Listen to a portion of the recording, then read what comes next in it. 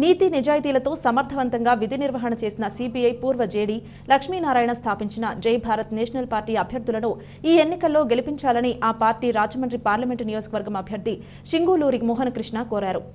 JD Lakshminarayana ఆశయాలు ఆచరణ ఎలా ఉంటాయో అందరికీ తెలుసన్నారు. రాజమండ్రి ప్రెస్ క్లబ్లో సోమవారం రాజమండ్రి రూరల్ అభ్యర్థి మన్నవ రఘురాం, గోపాలపురం అభ్యర్థి ఎం శ్రీనివాస్, నిడదవోలు అభ్యర్థి పూలమాల వీరభద్రరావుతో కలిసి ఆయన మీడియాతో మాట్లాడారు.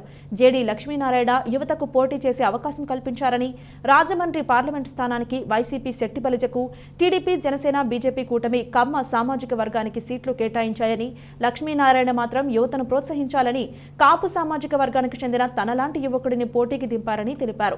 ఏపీకి ప్రత్యేక హోదా, విభజన హామీలు, పోలవరం ప్రాజెక్టు నిర్మాణం అమలు చేయలేకపోయిన వైకాపా, టీడీపీ, బీజేపీలకు ఓటు వేయవద్దని మోహన కృష్ణ పిలుపునిచ్చారు. త్వరలో తమ మేనిఫెస్టో ప్రకటిస్తామన్నారు. నేషనల్ పార్టీ తరఫున ఎం శ్రీనివాసరావు, న్యాయవాది అనే నేను ఎమ్మెల్యే అభ్యర్థిగా పోటీ చేస్తున్నాను.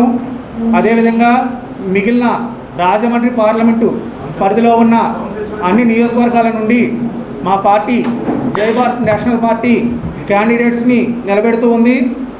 అందులో భాగంగా ఈరోజు పార్లమెంట్ అభ్యర్థిని కూడా ప్రకటించడం జరిగింది. మేము అన్ని నియోజకవర్గాలు రాజమండ్రి పార్లమెంట్లో ఉన్న 7 నియోజకవర్గాల్లో పోటీ పెట్టడం జరుగుతుంది. నా పేరు మన్నవ రఘురాం. నేను రాజమండ్రి రూరల్ నియోజకవర్గం నుంచి ఎమ్మెల్యే అభ్యర్థిగా పోటీ చేస్తున్నాను. ఇక్కడ ఒక విషయం చెప్తున్నాను.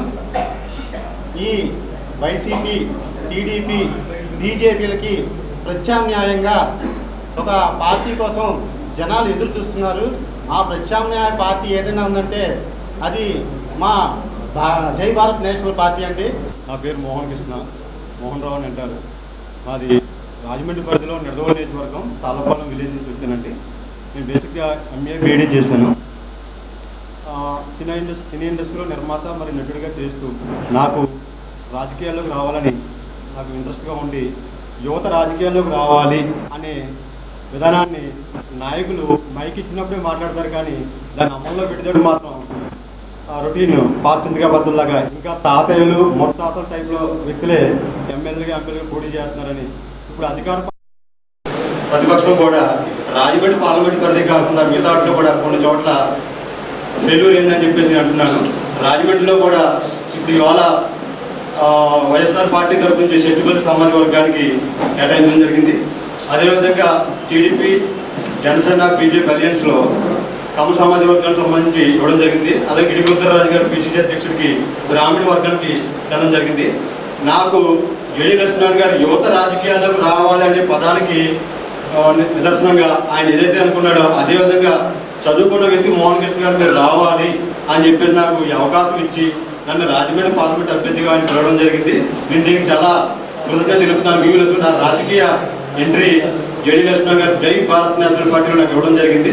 దీని నిమిత్తం కాపు సామాజిక వర్గంగా నన్ను ఎంచుకోవడం జరిగింది. ఈ రాజమండ్రి పార్లమెంట్ పరిధిలో నన్ను ఎంపీ అభ్యర్థిగా నిలబడడం నాకు చాలా హ్యాపీగా ఉంది.